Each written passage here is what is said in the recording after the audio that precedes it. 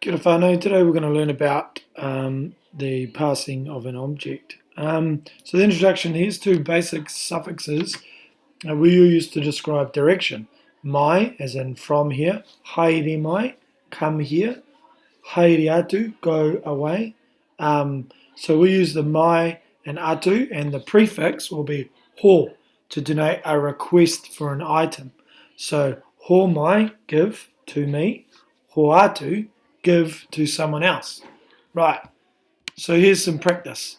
What does it look like in a sentence? So, for example, you could say, ho mai te, and then puka puka, being the object, a book, kia hou koa, give me the book, please.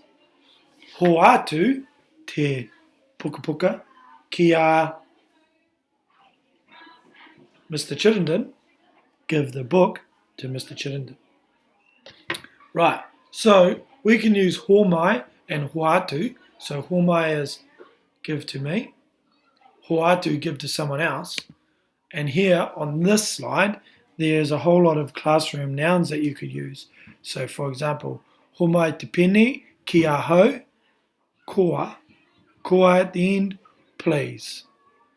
And if they do it, then you can see the tēnā koe or kia ora, as in thank you.